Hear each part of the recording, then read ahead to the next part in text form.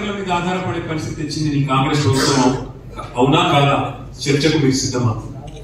కేసీఆర్ గారి నాయకత్వంలో 20,000 లీటర్లు ఫ్రీ వాటర్ ఇస్తే హైదరాబాద్ లో ఇవాళ వాటికి మీరు బిల్లులు ఇస్తున్న మాట వాస్తవమా కాదా? చర్చకు మీరు సిద్ధమా? హైదరాబాద్ లో ఈ శానిటేషన్ సమస్య అంటే చెత్త సమస్య పరిష్కారానికి కేసీఆర్ గారి నాయకత్వంలో స్వయంగా కేసీఆర్ గారు కూడా ఒక ఏరియా ఎంచుకొని ఆ ఏరియాకి తాను కూడా ముఖ్యమంత్రిగా బాధ్యత వహించి అట్లాగే ప్రతి ఐఏఎస్ అధికారిని ఐపీఎస్ అధికారిని కూడా హైదరాబాద్ 400 భాగాలుగా విభజించి ఒక్కొక్క యూనిట్ కి ఒక్కొక్క ఐఏఎస్ ఐపీఎస్ అధికారిని నియమించి మంత్రిని ఎమ్మెల్యేని ఎంపీని ఎమ్మెల్సీని అందరినీ బాధ్యత చేసి తాను కూడా బాధ్యత తీసుకొని స్వచ్ఛ హైదరాబాద్ అనే కార్యక్రమానికి శ్రీకారం చుట్టి ఆనాడు వేల సంఖ్యలో స్వచ్ఛ ఆటోలు ప్రవేశపెట్టిన విషయం నీకు తెలియదా? నీ ప్రభుత్వం వచ్చినాక 2 నెలల్లో ఒకటంటే ఒకటి కొత్త ఆటో కనీసం ప్రవేశపెట్టినవా చెప్పగలుగుతావా? కేసీఆర్ గారి ప్రభుత్వంలో ఆనాడు 3,000 మెట్రిక్ టన్నులు పర్ డే చెత్త సేకరణ చేస్తే మేము వచ్చినాడు తర్వాత మేము పెంచిన ఈ ఎఫిషియెంట్ కార్యక్రమం వల్ల అది 7,500 మెట్రిక్ టన్నుల సామర్థ్యానికి పెరిగింది. ప్రతిరోజు చెత్త కలెక్షన్ 3,000 నుంచి 7,500 టన్నులు పెంచింది కేసీఆర్ ప్రభుత్వమా కాదా? అసలు నీ ప్రభుత్వం వచ్చినాక నువ్వు శానిటేషన్ మీద చేసింది ఏంటి చెప్పే సత్తా నీకుందా అని అడుగుతావు. అట్లాగే మా ప్రభుత్వం ఉన్నప్పుడు కేసీఆర్ గారి నాయకత్వంలో స్వచ్ఛ సర్వేక్షణ అని కేంద్ర ప్రభుత్వం ఒక పథకం చేస్తుంది, ఒక సర్వే చేస్తుంది. స్వచ్ఛ సర్వేక్షణ లో మా మున్సిపల్ డిపార్ట్మెంట్ ఆనాడు 34 అవార్డులు సాధించింది. బెస్ట్ మెట్రోగా హైదరాబాద్ అవార్డు సాధించింది. 5 ఏళ్ల పాటు వరుసగా best quality of living in India ఉన్న నగరం ఏంది అని మెర్సర్ అనే సంస్థ సర్వే చేస్తే నంబర్ 1 సిటీగా హైదరాబాద్ వచ్చింది. ఈ అన్ని విషయాల్లో చర్చకు నువ్వు సిద్ధమా నేను అడుగుతాను. మా ప్రభుత్వం ఉన్నప్పుడు స్ట్రాటజిక్ నాలా డెవలప్మెంట్ ప్రోగ్రామ్ పెట్టాం, ఒక 2,000 కోట్లు ఖర్చు చేశాం. నీ ప్రభుత్వం వచ్చినాక రూపాయి ఖర్చు చేసినావా ఎస్ఎన్డిపి కింద? నేను సవాల్ చేస్తున్నా, చర్చకు సిద్ధమా అని అడుగుతాం. 10 ఏళ్లు కేసీఆర్ గారి నాయకత్వంలో హైదరాబాద్ ఒక క్లీన్ సిటీగా తీర్చిదిద్దితే ఇవాళ దాన్ని మురికి కూపం చేసింది నీ ప్రభుత్వం కాదా? ముఖ్యమంత్రిగానే కాదు మున్సిపల్ మంత్రిగా కూడా మీరు విఫలమైన మాట వాస్తవమా కాదా నేను అడుగుతాం. 10 ఏళ్లలో కేసీఆర్ గారి ప్రభుత్వం 1,00,000 డబుల్ బెడ్రూమ్ ఇల్లు కట్టింది హైదరాబాద్. ఒక్క హైదరాబాద్ 1,00,000 డబుల్ బెడ్రూమ్ ఇల్లు కట్టింది. ఇవాళ నేను రేవంత్ రెడ్డి గారిని అడుగుతా ఉన్నా, మేము 1,00,000 డబుల్ బెడ్రూమ్ ఇల్లు కడితే నువ్వు కనీసం ఒక్క ఇల్లు కట్టినావా 2 ఏళ్లలో హైదరాబాద్ లో? దమ్ముందా సమాధానం చెప్తావా? చర్చకు వస్తావా నేను అడుగుతాను. ఒక ఇల్లు కట్టలేదు కదా, ఇంకా వేల ఇల్లు కూలగొట్టిన దౌర్భాగ్య చరిత్ర నీది కాదా? నీ ప్రభుత్వాన్ని కాదా? ఇందిరమ్మ రాజ్యం పేరిట ఇల్లు కూలగొట్టిందే తప్ప ఒక ఇల్లు కట్టిన వాళ్ళని అడుగుతాం.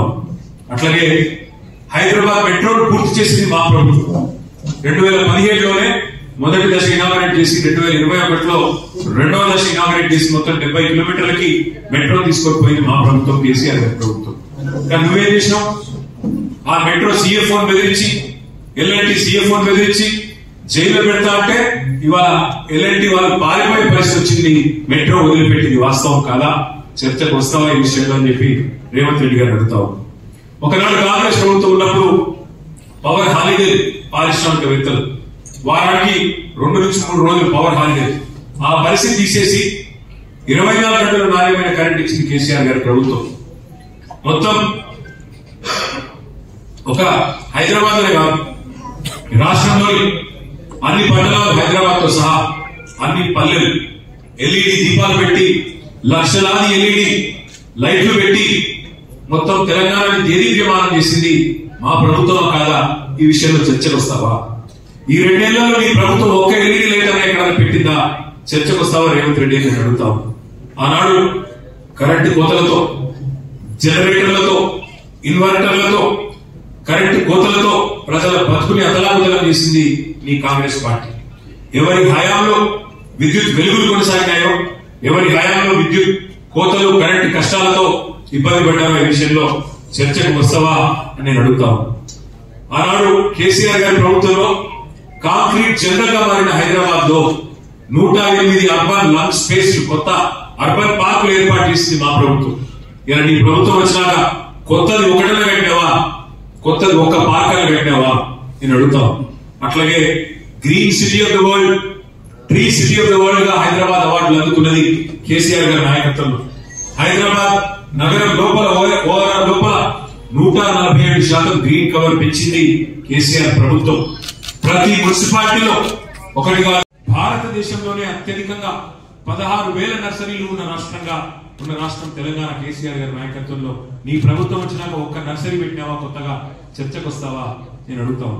అట్లాగే అసలు కొత్త చెట్లు పెట్టడం కాదు, ఉన్న చెట్లను నరికేసి 10,000 కోట్లకు కకృతిపడి హైదరాబాద్ సెంట్రల్ యూనివర్సిటీలో అక్కడ ఉండే జీవ వైవిధ్యాన్ని విధ్వంసం చేసిన దుర్మార్గుడివి నువ్వు కాదా? హైదరాబాద్ సెంట్రల్ యూనివర్సిటీ విద్యార్థులు తిరగబడితే ఆఖరికి సుప్రీంకోర్టు చెప్పేదాకా నీకు బుద్ధిరాని మాట వాస్తవం కాదా రేవంత్ రెడ్డి నేను అడుగుతాను. ఐటీ ఎక్స్పోర్ట్లు మేము వచ్చినాడు 2014లో 57,000 కోట్లు, మేము దిగిపోయిన నాడు 2,41,000 కోట్లు. 3 లక్షలు ఉన్న ఉద్యోగాలను, ఐటీ ఉద్యోగాలని 9.5 లక్షలకు పెంచింది కేసీఆర్ గారి ప్రభుత్వం. 24,000 కొత్త కంపెనీలు తెచ్చాం, 24 లక్షల ఉద్యోగ అవకాశాలు సృష్టించాం. నువ్వెన్ని నిజమైన పెట్టుబడులు తెచ్చావో, నువ్వెన్ని పారిపోయేలాగా చేసినావో, నీ బాధ తట్టుకోలేక ఎంతమంది పారిశ్రామికవేత్తలు మీరు తలలకు తుపాకులు పెడుతుంటే పారిపోతున్నారో ఈ విషయంలో చర్చకు సిద్ధమా అని చెప్పి రేవంత్ రెడ్డి నేను అడుగుతాను. కేసీఆర్ గారి నాయకత్వంలో ఇవాళ నువ్వు రోజు లేస్తే కూర్చుంటున్న కమాండ్ కంట్రోల్ సెంటర్ కట్టి 10 లక్షల సీసీ కెమెరాలు పెట్టి హైదరాబాద్ లో one of the most safest cities గా తీర్చిదిద్దింది కేసీఆర్ గారి నాయకత్వం మా ప్రభుత్వంలో. మరి నువ్వు వచ్చిన తర్వాత వాళ్ళ 41% క్రైమ్ రేటు సైబరాబాద్ లో పెరిగింది. హైదరాబాద్ కమిషనరేట్ పరిధిలో 60% పెరిగింది. నువ్వు వచ్చిన తర్వాత ఇవాళ డే లైట్ మర్డర్లు, డే లైట్ రాబరీలు, పారిశ్రామికవేత్తల తలకు తుపాకులు, ఇది అయిన మాట వాస్తవం కాదా? నీ ప్రభుత్వం ఎంత అధ్వానం ఉన్నదో, గన్ కల్చర్ ఇవాళ ఎంత పెరిగిందో నువ్వు వచ్చినాక ఈ విషయంలో చర్చకు వస్తావా? ఆఖరికి నీ ప్రభుత్వం ఎంత దిగజారిపోయింది అంటే నువ్వు ముఖ్యమంత్రి, నువ్వే హోంమంత్రి, కానీ నీకు ఖబర్ లేదు. మహారాష్ట్రలోని ముంబై పోలీసు వాళ్ళు వచ్చి హైదరాబాద్ లో ఉండే చెర్లపల్లిలో 12,000 కోట్ల డ్రగ్స్ పట్టుకున్నారంటే నువ్వు నీ హోంమంత్రిత్వ శాఖ, నీ డీజీపీ ఏం చేస్తున్నారు? ఎంత అధ్వానంగా ఈ రాష్ట్రంలో శాంతి భద్రత నిర్వహణ ఉంది, ఎంత విచ్చలవిడిగా డ్రగ్ కల్చర్ నీ గవర్నమెంట్ వచ్చినాక పెరిగింది. 12,000 కోట్ల డ్రగ్స్ దొరికినాయి చెర్లపల్లిలో అంటే దానికి నీకు బాధ్యత లేదా, నీకు సిగ్గు లేదా నేను అడుగుతాను. అదే హైదరాబాద్ 10 ఏళ్ల బీఆర్ఎస్ పాలనలో ఎట్లా సేఫ్ సిటీగా మారింది, నువ్వు ఎట్లా క్రైమ్ సిటీగా మార్చినామో తెలుసుకుందాం. చర్చ ఎప్పుడు పెడతావో పెట్టు. చెత్త సిటీగా ఎవరు చేసినారు, ఇప్పుడు చెత్త ఎవరిది, సత్తా ఎవరితో తెలుసుకుందాం. చర్చకు రా. మనం ఎంతసేపు వ్యక్తిగత దూషణలు, తూకిత్తా అంటే మైకిత్తా కాదు. నువ్వు నిజాయితీ పరుడు అయితే చర్చకు రా. ప్లేసు నీ ఇష్టం, టైం నీ ఇష్టం, డేట్ నీ ఇష్టం. నువ్వు రమ్మంటే పక్కన కమాండ్ కంట్రోల్ సెంటర్కి వస్తా, లేదు నా జూబ్లీహిల్స్ ప్యాలెస్ కి అంటే జూబ్లీహిల్స్ ప్యాలెస్ కి వస్తా, కాదు గాంధీ భవన్ రమ్మంటే అక్కడికి కూడా వస్తా, లేదా అసెంబ్లీ పెడతావా పెట్టు, అసెంబ్లీలో అయినా సరే మొత్తం రాష్ట్ర ప్రజలు చూస్తారు. దేనికైనా మేము రెడీ. కేసీఆర్ గారి శిష్యులుగా తప్పకుండా అన్ని విషయాలు కూడా అన్ని తేటతెల్లం చేస్తాం, ప్రజల ముందు పెడతామని చెప్పి కూడా నేను విజ్ఞప్తి చేస్తా ఉన్నా. ఇక మొన్నటి నుంచి ముఖ్యమంత్రి గారు ఆయన శిష్య బృందం ఒకటే పట్టుకున్నారు, జూబ్లీహిల్స్ లేదు, అభివృద్ధి కాలేదు, మేమేదో చేస్తాం, మాకు అవకాశం ఇవ్వండి అని ఉదరగొట్టే ఉపన్యాసం ఇస్తున్నారు. అందుకే జూబ్లీహిల్స్ లో 10 ఏళ్లలో కేసీఆర్ గారి నాయకత్వంలో స్వర్గీయ మాగంటి గోపీనాథ్ గారు ఎమ్మెల్యేగా ఉన్నప్పుడు నేను మున్సిపల్ మంత్రిగా, మా సహచర మంత్రివర్యులు ఆనాడు సనత్ నగర్ శాసనసభ్యులు అన్న శ్రీనివాస్ యాదవ్ గారు, అట్లాగే మా పద్మరావు గారు, మా మహబూబ్ అలీ గారు, మేమందరం కలిసి హైదరాబాద్ లో ముఖ్యంగా జూబ్లీహిల్స్ లో ఏం చేసినాము. ఎందుకంటే ఎప్పుడైనా జవాబుదారీ ధనంతో ఏ పార్టీ అయినా ఉండాలి. ఇవాళ మేము ఈ రిపోర్ట్ ప్రజల ముందు పెడుతున్నాం, మీడియా ద్వారా ప్రజల ముందు పెడుతున్నాం. ఈ రిపోర్ట్ ఇంటింటికి కూడా పంపిస్తాం. ఇందులో తప్పులుంటే దయచేసి మీడియాను కూడా నేను అడుగుతాను, ఎత్తి చూపండి. తప్పులుంటే మేము తప్ప దేనికైనా మేము రెడీ అని నేను చెప్తాము. We will start presentation start చేస్తాం 2014 నుంచి 23 వరకు. అంటే మేము 9.5 ఏళ్ళు ప్రభుత్వంలో ఉన్నాం. దాన్ని ఏ రకంగా ముందుకు తీసుకొని పోయినామో నేను చెప్పే ప్రయత్నం చేస్తాను. మొత్తం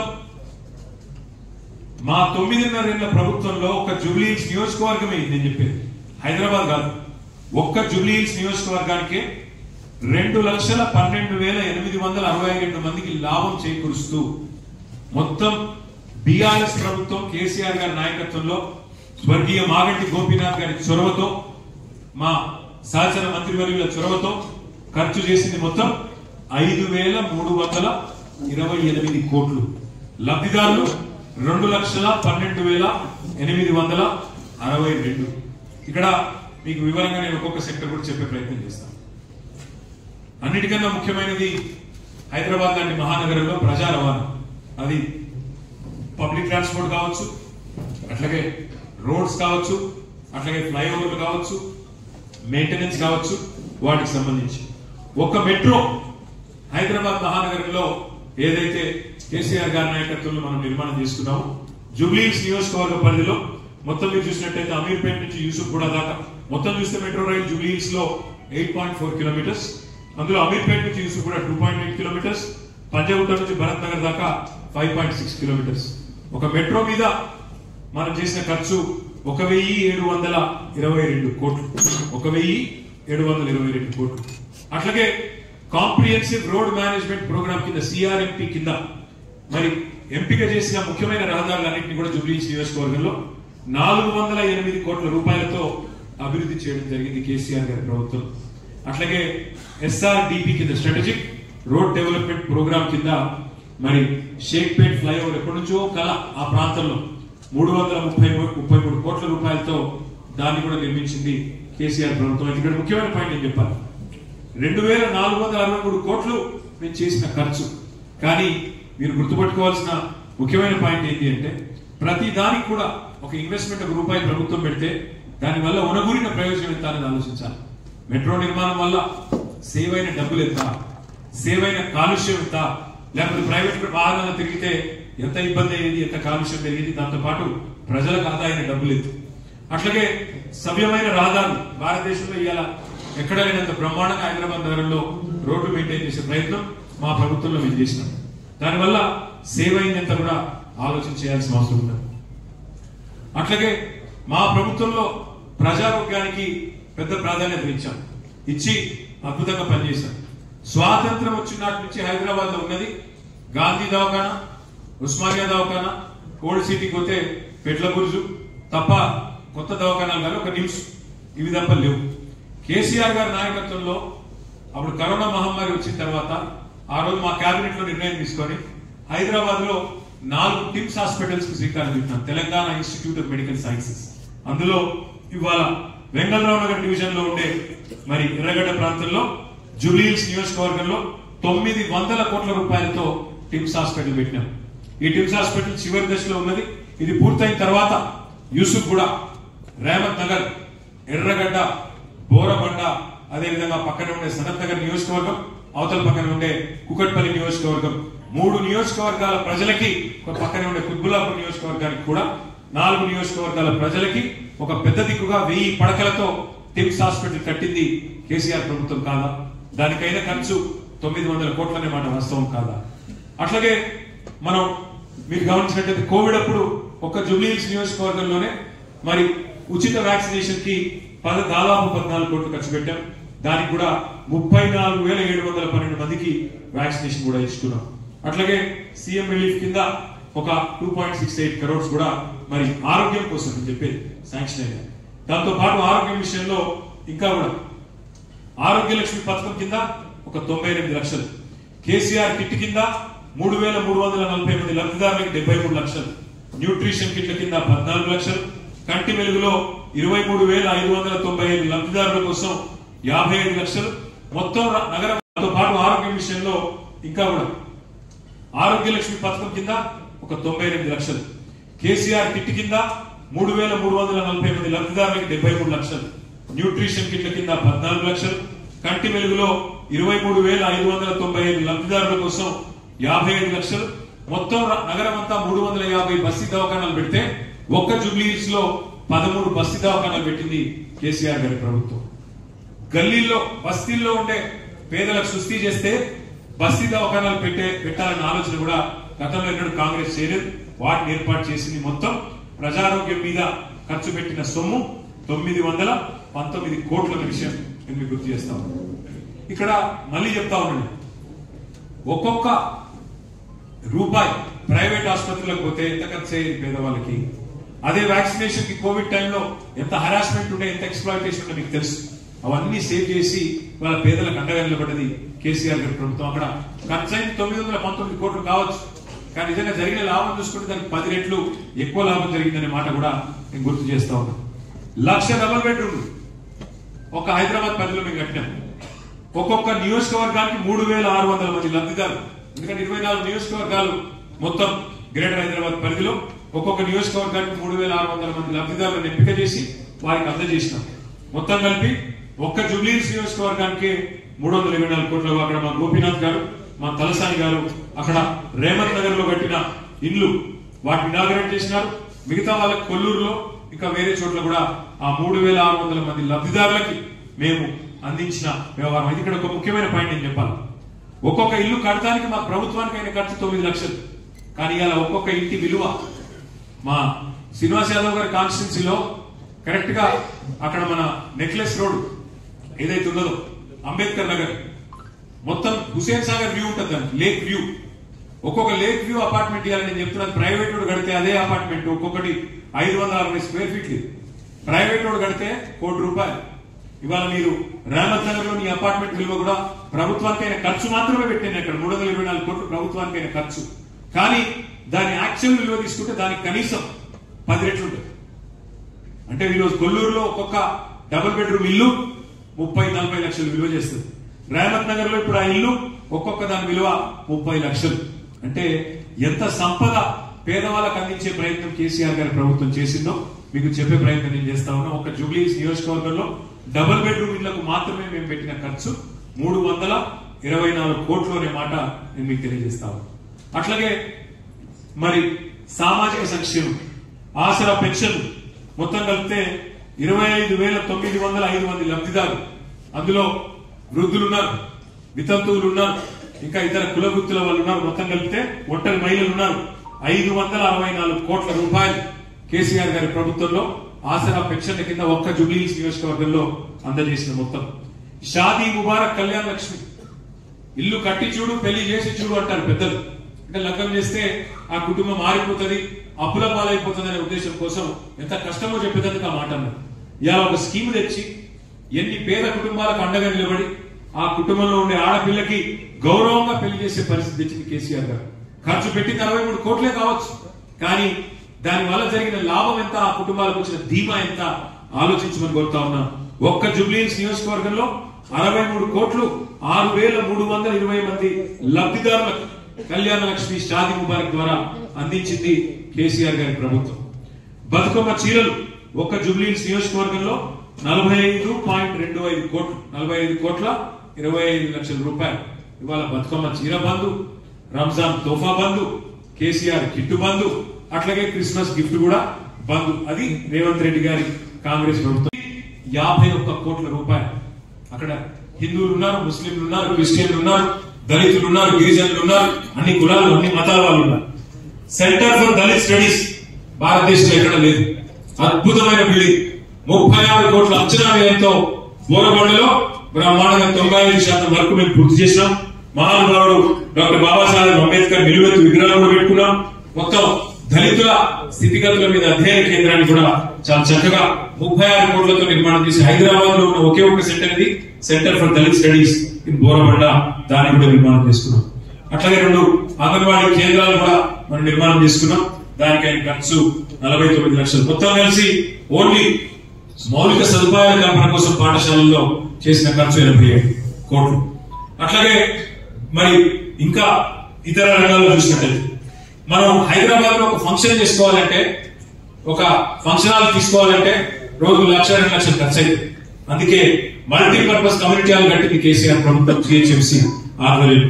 దానికోసం 17,30,00,000 రూపాయలు మనం ఇక్కడ ఓన్లీ జూబ్లీహిల్స్ నియోజకవర్గంలో ఖర్చు పెట్టడం జరిగింది. అక్కడే మన రేవంత్ నగర్ లో ఇంకా ఇతర డివిజన్లలో వాటిని ఖర్చు పెట్టినాం. ఇంకా ఇతర నిర్మాణాలు కమ్యూనిటీ హాల్స్ ఇతరత్ర వాటికి ఒక 15 కోట్ల అవసరం గోపీనాథ్ గారి నాయకత్వంలో చేసుకున్నాం. LED లైట్స్ నిర్మాణం కోసం 5 కోట్లు, CC కెమెరాల కోసం 2.7 కోట్లు. ఇవన్నీ కేవలం జూబ్లీహిల్స్ నెంబర్లు, నేను చెప్పేది జూబ్లీహిల్స్ కాన్స్టిట్యుయెన్సీ నెంబర్లు మాత్రమే అని చెప్పి నేను మీకు విజ్ఞప్తి చేస్తాను. అట్లాగే ఎలక్ట్రిసిటీ, కేసీఆర్ గారి ప్రభుత్వం రాకముందు మరి ఎట్లా ఉండే ఎలక్ట్రిసిటీ పరిస్థితి హైదరాబాద్ లో మీకు తెలుసు. ఎంత అధ్వానంగా అసలు రోజుకి 9 గంటల పవర్ కట్స్. హైదరాబాద్ ఏదైనా అపార్ట్మెంట్ పోతే డీజిల్ గబ్బురాని అపార్ట్మెంట్ ఉండకపోతే, జనరేటర్లు ఎక్కడికక్కడ లేకపోతే అక్కడ లిఫ్ట్ కూడా నమ్మే పరిస్థితి. జనరేటర్ లేకుండా, ఇన్వర్టర్ లేకుండా అద్భుతంగా సంవత్సరం లోపలనే హైదరాబాద్ ని కాంతిమయం చేసింది. 24 గంటలు కరెంట్ తెచ్చింది కేసీఆర్ గారి నాయకత్వం. అందులో భాగంగా హైదరాబాద్ ని ఒక ట్రాఫిక్, ఒక ఎలక్ట్రిసిటీ ఐలాండ్, అంటే 3 వైపులా ఎక్కడికక్కడ మొత్తం హైదరాబాద్ బయట దేశంలో ఎక్కడ కరెంట్ పోయినా కానీ హైదరాబాద్ మాత్రం ఒకవైపు గ్రిడ్ ఫెయిల్ అయినా మరొక వైపు నుంచి అందుకునే విధంగా హైదరాబాద్ ఒక ఐలాండ్ గా క్రియేట్ చేసి మరి అద్భుతంగా 24 గంటల సరఫరా అందించింది కేసీఆర్ గారి నాయకత్వం. మరి దానిలో భాగంగా జూబ్లీహిల్స్ నియోజకవర్గంలో సబ్ స్టేషన్ 10 కట్టుకున్నాం. దానికి 455 కోట్లు. ఉచిత విద్యుత్ కూడా ఇవాళ పెద్ద వీలు ఇచ్చినట్టు పోజు కొడతారు. నాయి బ్రాహ్మణులకు, రజకులకు, చిన్న చిన్న సెలవులకు, లాండ్రీ షాపులకు, దళితులకు, గిరిజనులకు 200 యూనిట్ల దాకా ఫ్రీ కరెంట్ ఏదైతే అందజేశామో దానికైనా ఖర్చు ఒక 50 కోట్లు. మొత్తం చూస్తే 505 కోట్లు ఎలక్ట్రిసిటీ మీద ఖర్చు పెట్టుకున్నాం జూబ్లీహిల్స్ నియోజకవర్గంలో. ఇంటింటికి తాగునీరు కూడా హెచ్ఎండబ్ల్యూఎస్ఎస్పీ ఆధ్వర్యంలో మొత్తంగా చూసినట్టయితే మరి ఓవరాల్ 20,000 లీటర్లు ఫ్రీ వాటర్ ఇచ్చింది కేసీఆర్ గారి నాయకత్వం. హైదరాబాద్ లో ఉండే బస్తీలో ఉండే పేదలకి 20,000 లీటర్ల ఫ్రీ వాటర్. దానికైన ఖర్చు మొత్తం 15,000 కనెక్షన్లకు 30 కోట్లు. అట్లాగే కొత్త రిజర్వాయర్ల నిర్మాణానికి, పైప్ లైన్ నిర్మాణానికి మొత్తం జూబ్లీహిల్స్ నియోజకవర్గంలో 9.5 ఏళ్లలో చేసిన ఖర్చు 150 కోట్లు. మొత్తం కలిపితే 180 కోట్లు మంచినీళ్ల మీద వ్యయం చేసింది కేసీఆర్ గారి ప్రభుత్వం జూబ్లీహిల్స్ నియోజకవర్గంలో. అట్లాగే డ్రైనేజ్ సమస్య పరిష్కారానికి స్వర్గీయ గోపీనాథ్ గారి నాయకత్వంలో ఒక 75 కోట్లు వివిధ రూపాయలు ఎస్ఎన్డిపి కింద ఇతరత్ర పర్మనెంట్ సొల్యూషన్ కోసం 75 crores ఖర్చు చేసినా, మిగతా కూడా యూసుఫ్గూడలో కూడా ఒక 12 కోట్లు మంజూరు చేశాం. కానీ వాటి పనులు ప్రారంభించే లోపలనే మా ప్రభుత్వం పోయింది. దానివల్ల ఇబ్బంది అయింది. కానీ లేకపోతే ఎస్ఎన్డిపిలో 75 కోట్లు జూబ్లీహిల్స్ కాన్స్టిట్యున్సీ లో కూడా ఖర్చు పెట్టుకున్నాం. అట్లాగే పర్యావరణం, పచ్చదనం, పార్కులు, వాటి నిర్వహణ మీరు చూసినట్టయితే పార్కుల సుందరీకరణ, వాటి కోసమే దాదాపు జూబ్లీహిల్స్, కళ్యాణ్ నగర్ లో, ఇతర ప్రాంతాల్లో 20 కోట్లు ఖర్చు పెట్టుకున్నాం. తర్వాత మెయింటెనెన్స్, డిజాస్టర్ రెస్పాన్స్ ఫోర్స్ అని పెట్టిందే కేసీఆర్ గారి ప్రభుత్వం. ఆనాడు ఏ సిటీకి లేని విధంగా డిఆర్ఎఫ్ పెట్టింది కేసీఆర్ ప్రభుత్వం. వాటి నిర్వహణ కోసం, అంటే ఎమర్జెన్సీలో డిజాస్టర్ రెస్పాన్స్ ఉండాలి అని చెప్పి దాని పేరు హైడ్రా మార్చి దాంతో అరాచకం చేస్తున్నది రేవంత్ రెడ్డి ప్రభుత్వం. డిఆర్ఎఫ్ పెట్టిందే మేము, ఈవీడీఎం అనే ఇన్స్టిట్యూషన్ పెట్టిందే మేము. దానికైన ఖర్చు జూబ్లీహిల్స్ లో 4.45 crores. అట్లాగే గుల్కాపూర్ కాలువ, ఎర్రకుంట చెరువు అభివృద్ధి పనుల కోసం 2 కోట్లు. షేక్పేట పక్కనే ఉండే మల్కం చెరువు, పేరు కానీ కొద్దిగా బయట ఉంటది షేర్లింగపల్లి, కానీ మల్కం చెరువు డెవలప్మెంట్ కూడా దాదాపు 35 కోట్లు ఖర్చు పెట్టింది కేసీఆర్ గారి ప్రభుత్వం.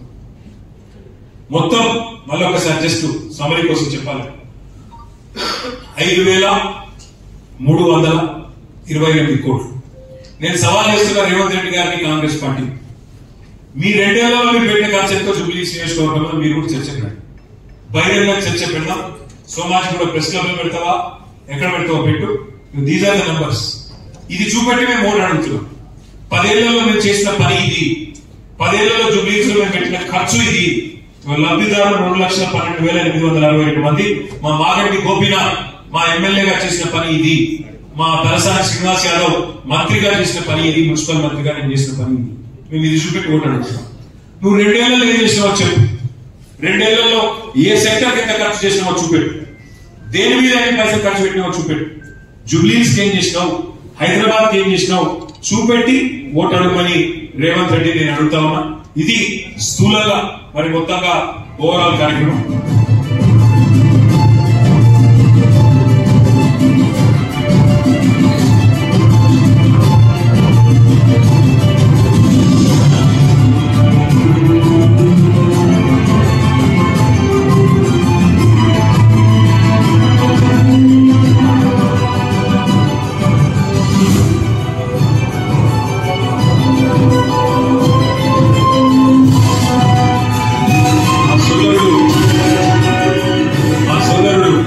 స్వర్గీయ మాగంటి గోపీనాథ్ గారు, మీరు ఏ గల్లీ కనబడి జూబ్లీహిల్స్ ఆయన శిలాఫలకం మీకు కనబడుతుంది. ఏ గల్లీ కనవో, ఏ డివిజన్ అనవో, ఏ గల్లీ కనవో ఆయన ముద్ర కనబడుతుంది, ఆయన శిలాఫలకం కనబడుతుంది. ఆయన చేసిన ప్రారంభోత్సవాలు, ఆయన చేసిన శంకుస్థాపనలు మీకు కళ్ళ కనబడతాయి. ఇవేవి లేనట్టు, ఇవేవి నిజాలు కావాలన్నట్టు ఇవాళ డెవలప్మెంట్ అని మాట్లాడుతున్న ముఖ్యమంత్రికి బుద్ధి చెప్పాలని, అట్లాగే జూబ్లీహిల్స్ నియోజకవర్గ ప్రజలకు కూడా మేము చేసిన ప్రగతిని కూడా వివరిస్తూ వారిని ఓటడగాలన్న ఉద్దేశంతోనే ఈ ప్రగతి నివేదిక ఇవాళ పత్రికా మిత్రుల సమక్షంలో మరి ప్రజల ముందు పెడతా ఉన్నాం. ఈ నివేదికని జూబ్లీహిల్స్ లో ప్రతి ఇంటికి పంపుతాం, జూబ్లీహిల్స్ లో ప్రతి మనిషికి చేరవేస్తాం. తప్పకుండా దాని బేసిస్ లో ఎందుకు ఓటేయాలి బీఆర్ఎస్ కి అంటే ఇందుకు ఇంత పనిచేసినందుకు, భవిష్యత్తులో కూడా హైదరాబాద్ ఇంకా మరింత సుదృఢం చేయడానికి అనే ఉద్దేశంతోనే మీ ముందు ప్రవేశపెడతా ఉన్నాం. తప్పకుండా మీరు కూడా మీడియా ద్వారా ప్రజలకి వాస్తవాలు చెప్పాలని కోరుతున్నాం. ధన్యవాదాలు. Thank you. Green city award, best quality of living award ఇవన్నీ తెచ్చింది మాత్రం 2040 షేక్పేటలో ఉండే కాబట్టి ఈ నిమిషమే పోదాం. మీరు కెమెరా తీసుకోనంటే నేను కూడా వస్తాను. షేక్పేటలో ఒక శ్మశాన వాటిక, హిందూ శ్మశాన వాటిక, హిందూ శ్మశాన వాటిక నిన్న మొత్తం చెత్త నింపేసింది రేవంత్ రెడ్డి ప్రభుత్వం. ఒక్కటంటే ఒక్కటి నిర్మాణ సరిగ్గా ఉన్నాయి. ఇవాళ డాక్టర్ బాబాసాహెబ్ అంబేద్కర్ 125 అడుగుల విగ్రహం ఇక్కడే హైదరాబాద్ నడిపోవడం సెక్రటేరియట్ పక్కనే పోదాం. మరి ఇప్పుడే తీసుకొని కెమెరా తీసుకొని పోదాం. దాని చుట్టూ ఎంత అధ్వానమైన మురికి కూపంగా ఈ ప్రభుత్వం మార్చిందో, ఇప్పుడు మున్సిపల్ మంత్రిగా పనిచేసిన వ్యక్తి ఎంత విఫలమైనారో దాన్ని బట్టి మీరు చెప్పవచ్చు. ప్రజలే న్యాయ నిర్ణేతలు. ఆయన మాట్లాడినట్టు నేను మాట్లాడు. ప్రజలే న్యాయ నిర్ణేతలు. 11వ తారీఖు నాడు ప్రజలు తీర్పు చెప్పాలని కోరుతాను. ఇంకొక మాట కూడా అడుగుతాం. ఇప్పుడు నేను చెప్తున్నా 5,325 కోట్లతో మేము అభివృద్ధి చేసాం. జూబ్లీహిల్స్ అని చెప్తున్నా. అభివృద్ధి సంక్షేమం రెండు కలిపి నువ్వు చెప్పు. 2 ఏళ్లలో నీ ప్రభుత్వం ఏం చేసింది జూబ్లీహిల్స్ కి చెప్పు, హైదరాబాద్ కి చెప్పు. చెప్పి తప్ప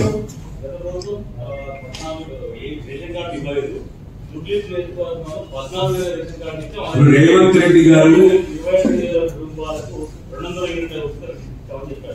రెడ్డి గారు ఉత్తమ్ కుమార్ రెడ్డి గారు ఒక రూమ్ లో కూర్చుంటే ఈ సమస్య పరిష్కారం అయిపోతుంది. ఎందుకంటే ఉత్తమ్ కుమార్ రెడ్డి గారేమో శాసన మండలిలో శాసనసభలో సివిల్ సప్లైస్ మినిస్టర్ ఆయన చెప్తున్నాడు, గత బీఆర్ఎస్ ప్రభుత్వం 6.5 లక్షల కార్డులు ఇచ్చింది, రేషన్ కార్డులు అని ఉత్తమ్ కుమార్ రెడ్డి గారు ఆన్ ద రికార్డ్ శాసన మండలిలో శాసనసభలో చెప్పారు. కావాలంటే మీరు కూడా రికార్డు తెప్పించుకోవచ్చు. మరి రేవంత్ రెడ్డి గారు అబద్ధం చెప్తున్నాడా నిజం చెప్తున్నాడు? ఎందుకంటే ఆయన మంత్రి 6.5 లక్షల కార్డులు, ఆయన మంత్రి మండలిలో పనిచేసే పౌర సరఫరాల మంత్రి చెప్తున్నాడు 6.5 లక్షల కార్డులు కేసీఆర్ ప్రభుత్వం ఇచ్చింది అని చెప్తున్నాడు. మరి రేవంత్ రెడ్డి అబద్ధం చెప్తున్నా, ఆయన మంత్రి అబద్ధం చెప్తున్నా, వాళ్ళిద్దరు దగ్గర కూర్చొని తేల్చుకుంటే మంచిది. రేషన్ కార్డులు కూడా గొప్ప పని మేము అనుకోలేదు. అది గొప్ప ముచ్చట, చాలా ఇంటర్నేషనల్ ముచ్చట, అదే గొప్ప పని, అంతకంటే గొప్ప పని మేము అందుకే మేము దాన్ని చెప్పకుండా చేసేసినాం. రొటీన్ అధికారులతో చేసినాం. మా ఎమ్మెల్యేలు కూడా చాలా మంది దానిలో భాగస్వామ్యం కూడా మేము కల్పించలేదు. రొటీన్ గా మీ సేవ ద్వారా ఇచ్చేసినాం. కానీ వీళ్ళేంటంటే వీళ్ళ బతుకులకు అదే గొప్ప పని, అంతకంటే గొప్ప పని లేదు కాబట్టి రేషన్ కార్డు ఇచ్చిన వాళ్ళని కూడా గొప్ప పనిలా చెప్పుకుంటున్నారు. అది వాళ్ళ భావదారిద్ర్యం మీ దగ్గర లేదు. కాంగ్రెస్ నహీతో ముసల్మాన్ నహీ. నేను విన్నాను ఈ భ్రమలకి ముఖ్యమంత్రి గారు ఎంత తొందరగా బయటకు వస్తే ఆయన అజ్ఞానాన్ని ఎంత తొందరగా వదిలించుకుంటే అంత మంచిది. డాక్టర్ బాబాసాహెబ్ అంబేద్కర్ రాసిన రాజ్యాంగంలో ఆర్టికల్ 25 నుంచి 28 దాకా స్పష్టంగా అందులో రాస్తుంది, ఎవరు ఏ ధర్మాన్ని ఆచరించాలనుకుంటే ఆ ధర్మాన్ని ఆచరించవచ్చు. ఎవరు ఏ మతాన్ని, ఎందుకంటే we are secular country, as per constitution we are secular country. Any secular leader, any secular party first of all should come out of this illusion that because of their party a certain religion exists. BJP లేకపోయినా హిందువులు ఉంటారు, కాంగ్రెస్ లేకపోయినా ముస్లింలు ఉంటారు, ఎవరు లేకపోయినా అందరూ ఉంటారు, భారతదేశం ఉంటుంది. కాబట్టి ఎవరు ఏమనుకున్నా ఒకటి వాస్తవం. ఇవాళ ఇట్లాంటి అడ్డగోలు మాటలు మాట్లాడే ముఖ్యమంత్రికి ఒక మతాన్ని అవమానించినట్టుగా, కాంగ్రెస్ పార్టీ లేకపోతే ముస్లిం లేకపోవడం ఏంటంటే, అంటే కాంగ్రెస్ పార్టీ పుట్టక ముస్లిం లేరా? కాంగ్రెస్ పార్టీ ఆల్మోస్ట్ చచ్చిపోయింది, మొత్తం చచ్చిపోయిన కూడా ముస్లిం ఉంటారా? ఏం మాట్లాడుతున్నాడు ఆయన? కనీసం మెడకాయని తలకాయ పడేటప్పుడు మాట్లాడారు. मैं बस यही कह रहा था कल हमारे जो चीफ मिनिस्टर ने कहा कि कांग्रेस नहीं तो मुसलमान नहीं, मैं बस उनसे इतना ही कहूंगा, बीजेपी नहीं तो हिंदू नहीं करके कोई बोलता है, कांग्रेस नहीं तो मुसलमान नहीं करके यहाँ के चीफ मिनिस्टर बोलते हैं। पर वास्तव तो ये है कि आज अगर आप संविधान देखेंगे जो डॉक्टर बाबा साहेब ने लिखा, उसमें साफ लिखा गया, आर्टिकल 25 से 28 था कि India is a secular country और यहाँ पे हर किसी को अपना अपना धर्म, जो भी धर्म आप फॉलो करते हो, जो भी फेथ आप फॉलो करते हो, you can practice it as per your wishes. You are free individual. Now if the Congress party believes that without them there would not be any Muslims, let me remind the ignorant souls of Congress party that much before the Congress party was ever born, Muslims already had existed in our country and also in the world. Likewise, if BJP also believes that if they tomorrow don't remain as a political party, Hindus नहीं रहेंगे, हिंदू रक्षक हम बनेंगे, तो वो भी गलत है. कांग्रेस का भी ख्याल गलत है, बीजेपी का भी ख्याल गलत है. दोनों के रहने या ना रहने से हिंदू और मुसलमान को कोई तकलीफ नहीं होगा, हिंदुस्तान को कोई तकलीफ नहीं होगा. आखिरी में हिंदुस्तान एक सेक्युलर स्टेट है, सेक्युलर कंट्री है, बिल्कुल वो सेक्युलर ही रहेगा, चाहे कोई भी कुछ भी कोशिश कर ले. पहली बात तो मैं डिमांड करता हूं चीफ मिनिस्टर रेवंत रेड्डी को कि पहले आप माफी मांगो. आपकी पार्टी के जो कल ख्याल आपने इजहार सबके सामने खुलेआम आपने किया, इस बात को लेकर आप माफी मांगो हर किसी से, क्योंकि ये तो इंसान है, और इंसानिंग एन एंटायर कम्युनिटी और insulting an entire religion, which is definitely not what is expected of a chief minister. अगर आप माफी नहीं मांगते तो फिर ultimately it's the choice of the people और how they will respond, what they will do in days to come. Thank you. BRS की BJP की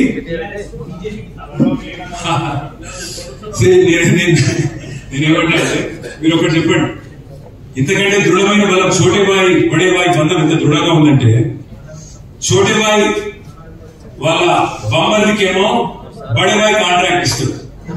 छोटे भाई బామ్మర్దికి 1150 కోట్ల కాంట్రాక్ట్ बड़े भाई ఇస్తారు.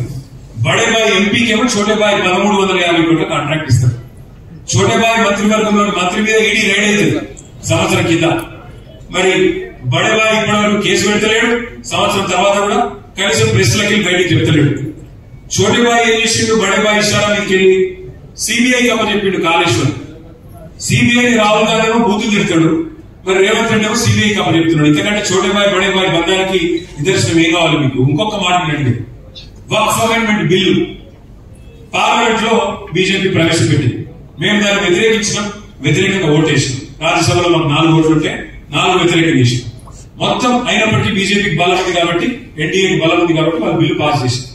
పాస్ చేసినాక 28 రాష్ట్రాలు ఉంటే భారతదేశంలో ఫస్ట్ గవర్నమెంట్ వక్ఫ్ అమెండ్మెంట్ బిల్లు వెంటనే అమలు చేయాలని జీవో తెచ్చిన ఫస్ట్ గవర్నమెంట్ छोटे भाई గవర్నమెంట్. बड़े भाई बोले छोटे भाई లాలి. అంటే ఎంత డీప్ ఉన్నదంటే ఇక్కడ నడుస్తున్నది కాంగ్రెస్ గవర్నమెంట్ కాదు. यहाँ जो चल रहा ज्वाइंट वेंचर गवर्नमेंट चल रहा, कांग्रेस बीजेपी का ज्वाइंट वेंचर गवर्नमेंट यहाँ पे चल रहा है. इसलिए ईडी रेड होता है इन पे. कौन पोंगुलेटी श्रीनिवास रेड्डी तेलंगाना रेवेन्यू मिनिस्टर पे केस नहीं बनता, ईडी नहीं बोलती, मिनिस्टर मुंह नहीं खोलता. अब रेवंत रेड्डी के साले साहब को अमृत स्कीम में टेंडर मिलता 1100 करोड़ का, और यहाँ पे बीजेपी एमपी साहब को 1350 करोड़ का काम रेवंत रेड्डी साहब देते.